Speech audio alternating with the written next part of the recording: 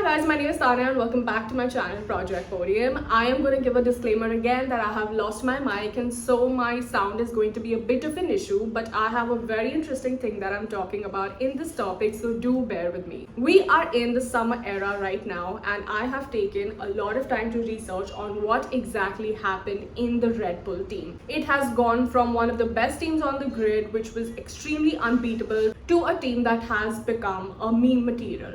What happened with Christian Horner? What is his future? What is the power struggle in Red Bull? And what changes are going to come about in Red Bull? I am going to discuss everything in this video. So thank you so much for watching my video. Please don't forget to like, share and subscribe, and let's get into the important parts of my favorite team, Red Bull. The breaking news of Formula 1 2025 was that Christian Horner was fired from Red Bull as CEO and team principal. He has been a part of Red Bull since 20 years. But McLaren also plays a very important part in the story, and I am going to talk about it maybe towards the end of the video, so stick through it. On the morning of 9 July, Red Bull was invited by Christian Horner to announce something. And they all thought that it was about Max Verstappen departing the team. But there was a twist. It was about Christian Horner announcing that he's no longer going to be a part of the Red Bull family. It was a shock to Red Bull, the media, journalists, and all of us as well. This drama has been going on since 2024. So let's do a quick recap. In 2024, a scandal broke out between Horner and one of his assistants, where Horner was accused of inappropriate behavior. An independent lawyer was on the case and Horner was cleared out of the case. But immediately after that, an infamous Google Drive was forwarded to journalists. Nobody knows who sent that Google Drive, though we all have an idea,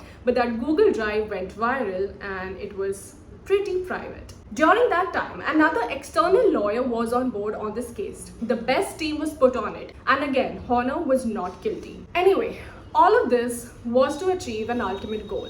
I feel sorry for the female who went through everything at this time. It was pretty private, she was put on a pedestal, but this was not about her. It was about something that has been going on in Red Bull since a very long time, and she was just used as a catalyst in this story. It was about power struggle. The owner of Red Bull appointed Christian Horner as a team principal in 2005. Christian Horner liked to control everything, and I think he was really good at his job. Between 2005 and 2024, Red Bull won 8 driver championships, which is, by the way, more than any other team. So he was definitely really good at his work. The only thing, Christian Horner loved his power and liked to control everything. Now, who was on the other side of power struggle? It was Mark, who is the son of Red Bull's owner, Oliver Mitsaf, who is the head of Red Bull sports department, and Helmut Marko. And I am going to club these 3 people as the Austrian clan because I am going to talk a lot about them in this video. Basically, Horner always wanted to be an independent Formula 1 team who made all parts by themselves, even the engine, which only Ferrari and Mercedes have in Formula 1. Now, this is a very expensive project, but it was also Christian Horner's dream. The Thai stakeholder of the team, Yovidia family, supported Horner in this situation, and the Yovidia family holds a 51% stake at Red Bull. So of course, Horner got a green signal to do so. Anyway, Max won and everything was fine. But then, a few months back, we started seeing the downfall of Red Bull. Slowly, we saw that Horner's empire started crumbling and key figures from Red Bull started departing. And when I mean key figures, very important people from Red Bull started leaving the team. That was one issue, but after that, we have 3 more problems. The first one, the RB21 was not fast at all.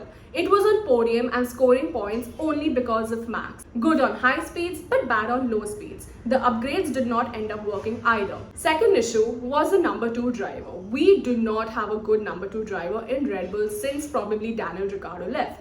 Checo started well and then it just fell down, and then we had Lawson, who was a part of Red Bull for barely any races, and now Tsunoda, who is literally struggling to even get into Q3.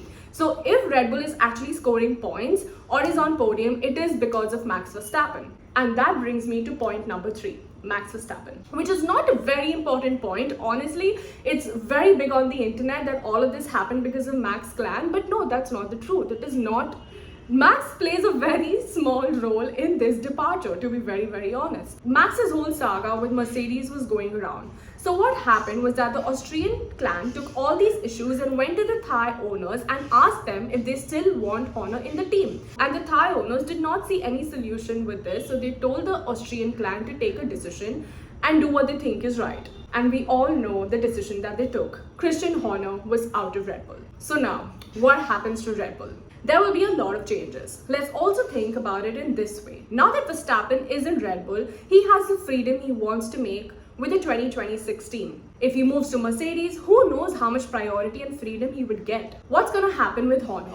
Maybe Cadillac, because that team will have potential but needs to be built from scratch. It has a lot of investment, a lot of opportunity and a lot of ambition, and that is exactly what Red Bull was 20 years back. If Christian Horner goes to Alpine, he's not only going to be the CEO and team principal, but he's going to be one of the owners, and that is a huge step for Christian Horner because then he's going to own it all. What I think is going to happen is that we are not going to see Christian Horner at any pit wall in 2026 at least. But wait, I spoke about McLaren at the start of the video, and why did I take McLaren's name? It's because of this. McLaren has the most perfect management right now. They don't have one but 4 technical directors. They have a modern structure of management in the team, and not like we have been seeing in Formula 1 all these years.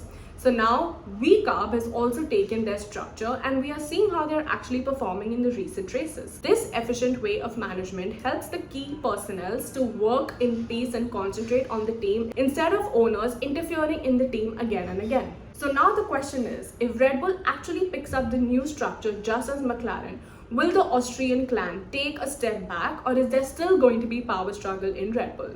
I don't know what's gonna happen, but you can let me know what you think about it in the comments below. Thank you so much for watching the video, and please don't forget to like, share and subscribe, and I am very sorry about the mic. I promise that my next video will definitely have a better sound solution.